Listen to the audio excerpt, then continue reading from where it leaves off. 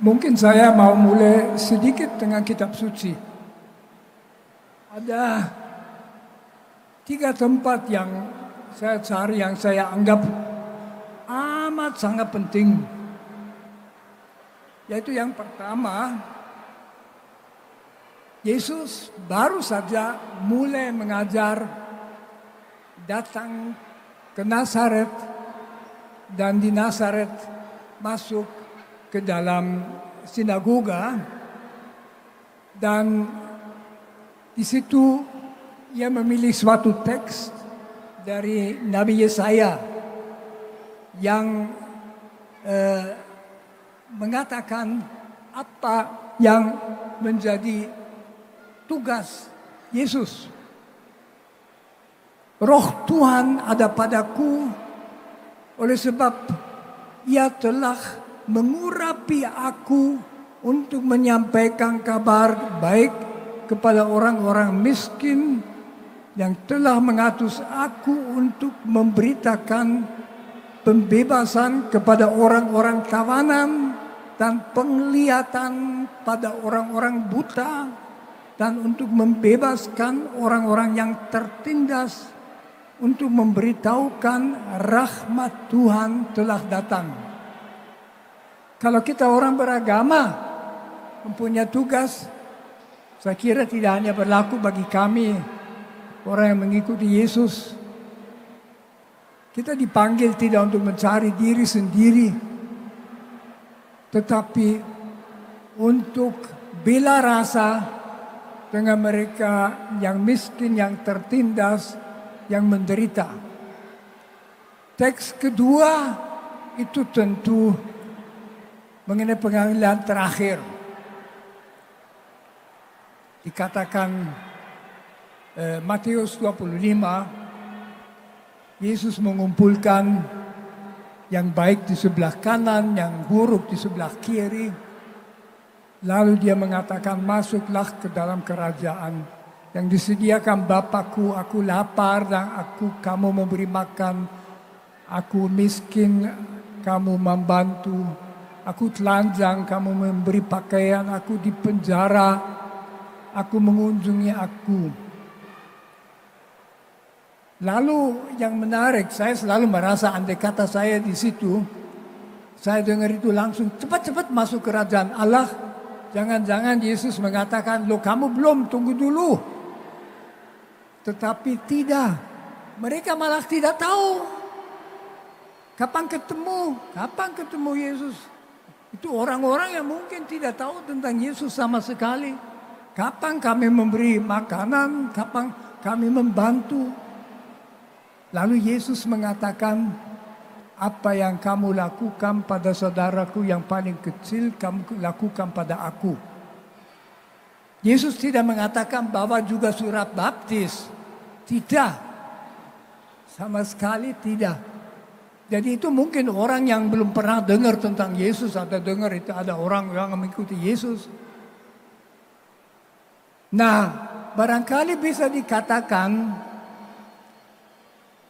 kita ini bisa menjadi happy bukan kalau mencari kebahagiaan, tetapi kalau ada orang lain merasa sedikit lebih happy karena kita ini ada.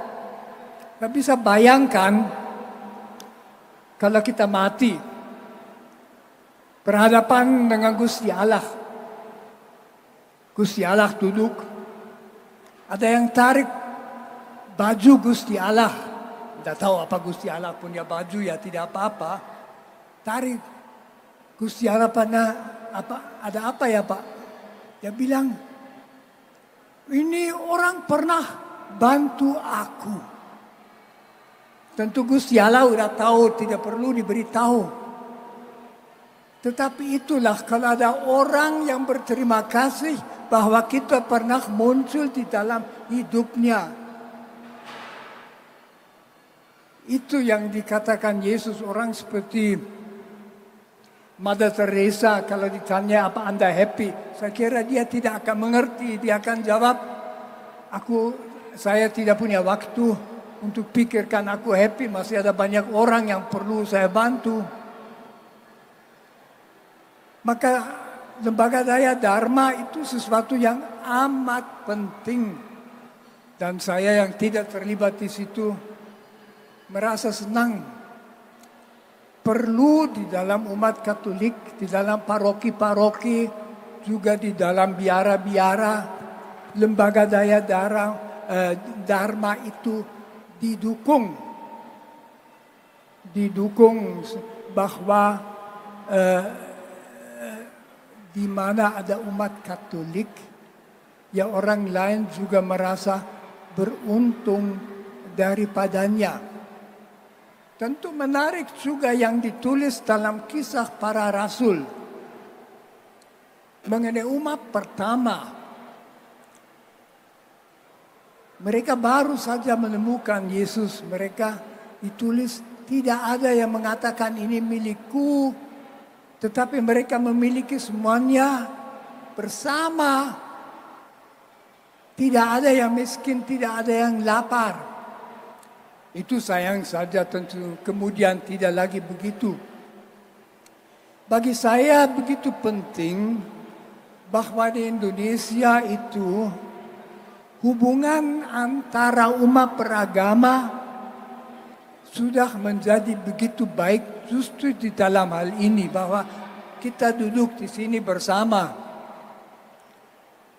Apalagi Katoliknya ya di negara ini baru 3% ya, tidak begitu banyak. Kesan saya dalam 50 tahun terakhir hubungan antara kita umat beragama menjadi lebih baik. Saya juga mau mengatakan mensyukuri itu. Ini, kan agama Islam itu 87%. Mungkin mereka bisa tanpa kami. Kami tidak tanpa mereka, tapi mereka tidak tanpa kami. Mereka bersama dan sudah lama ada hubungan baik.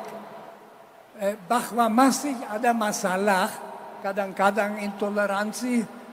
Ya manusia itu tetap manusia, itu ada itu.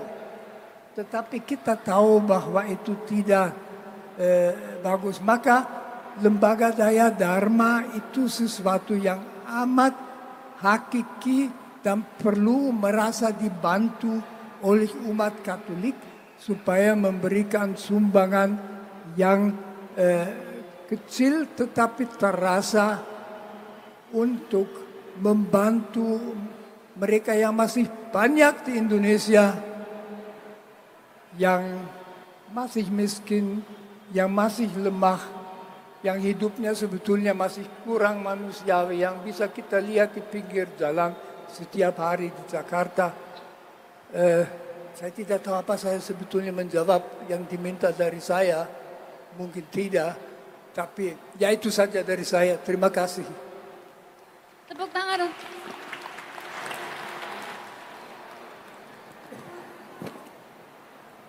Tepuk tangan sekali lagi untuk Romo Magnis.